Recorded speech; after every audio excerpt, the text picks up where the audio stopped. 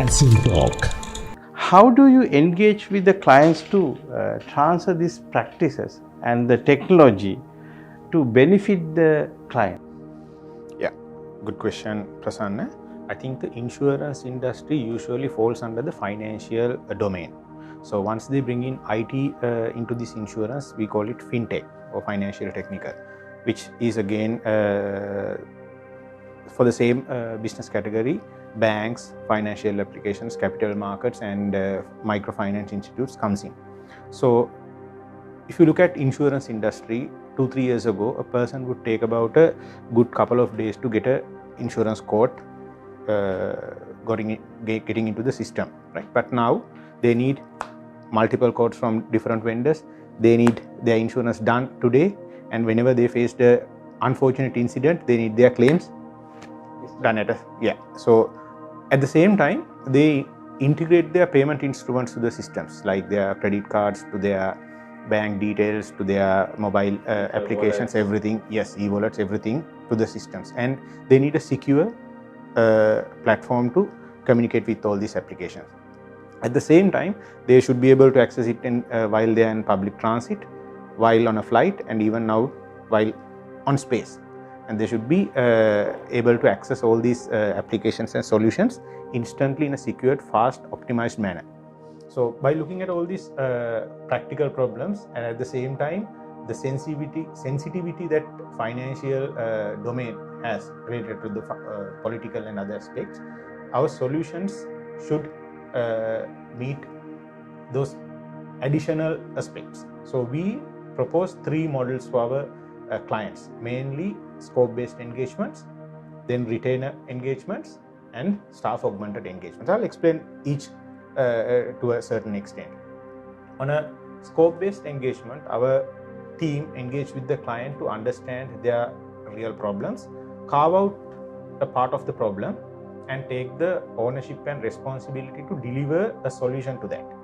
And it is a very loosely coupled engagement with the client, and client's involvement is limited to providing us the necessary inputs. It's not a holistic one. You take a part of that and give a solution. Yes, take a part of their problem and provide a solution. So to do that, our engagement, our management will go in, leadership will go in and sit with their necessary stakeholders, understand the business problem, and take it as a separate engagement for us. We are responsible to provide the workspace. We are responsible to find the right people to develop this solution. Quality delivery, everything is our responsibility. Client basically is responsible only to look at the acceptance and take the product to their production. On the other hand, we have this retainer model where a certain number of guaranteed people are being deployed at client engagements. This is very important for the organizations where they need multi-talented people. And if you hire 100 people who have different talents, their costs will increase, and they may not be able to properly utilize the people, and the people will start moving out from those organizations because of lack of experience what they're getting. But when they engage with a company like Accenture, we have a pool of resources, and we have a lot of partnerships that we have created with the organizations which have specific skills in the industry, and that allows us to quickly switch the people but retain a steady workforce for our clients. And the third model, which is the staff augmentation, is where we identify a particular person who has the required skills where our clients are demanding, and deploy him at a client site for a particular engagement for a particular time period, and after that we take the person back. So those are the 3 main models what we usually offer to our insurance and financial domain clients. So out of 3 models, how do you define what is the fitting model for the particular customer? Yeah, actually that is a coordinated analysis what we do by looking at the client's problem, and even discussing with their leadership of how they wanted to take their organization to the next generation, right? Say for an example, if the organization is not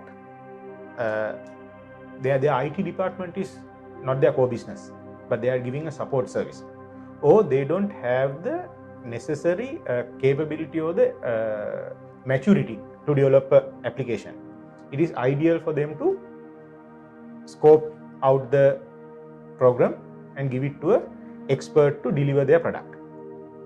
And there are certain organizations where they have an identified workload. It is pretty much steady throughout the time period. Their budgets are well known. But as I told you, they need multi-talented people at different stages in their program. And keeping all these multi-talented people as a single entity is not the practical way to that organization. It is not cost effective. So in that kind of a situation, we propose this retainer model, where we ensure a certain number of people are being maintained throughout a time period. For the organizations where their demands are fluctuating very rapidly, like they need to provide a solution in 2 months time period, and they need a large number of team members to do that deployment, or they get the budgets based on how they do the sales and they will look for the next run, or they have a very high competitive market among their business scope. Those are the organizations which will come to us asking for the staff augmentations, because we deploy a particular set of group to provide a particular solution, bring them back, and they are pretty much done with that.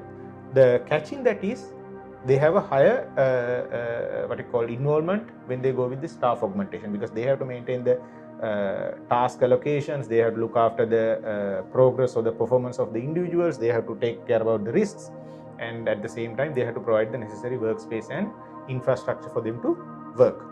When you go with the retainer model, it will become the model where both parties take a certain responsibility. We look at the process, we suggest certain improvements to the process, we take care about resourcing, we take care about performance management to a certain degree.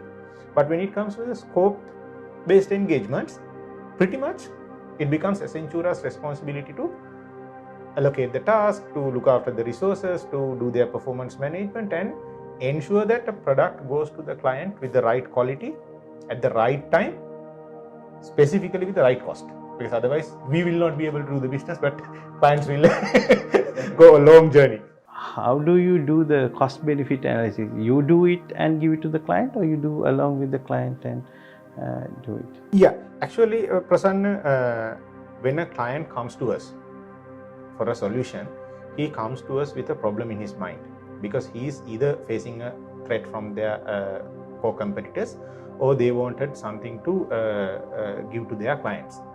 And at that time, if our practice and technology provides a solution for the demand what our client is asking, definitely it will take a certain time period to implement it and deploy it in the production. And at that time, it might be outdated solution, because all the other people might have already done that, because they come once they see the problem. And if we are simply giving a solution for that problem, at the time when it goes to the production, they will have a different problem, right? So if we provide a solution with the next gen, right, again, I don't believe that it is the right solution, because they will be in a similar position compared to other competitors, because they also will see the problem, they also will provide the next gen solution. Our solution is to give them the third gen solution, so that at the time when it goes to the production, 2 generations ahead. They are 1 generation ahead, right? Yes. But they are pretty much ahead of their competitors, right? In implementing, it's 1 generation ahead. Ahead, that's right. And that will give them the right cost benefit, because their end clients will be loyal to the client, and they have their right ROI for each dollar that they are spending. And at the same time, their exit cost would be little higher. So they will continuously engage with our clients.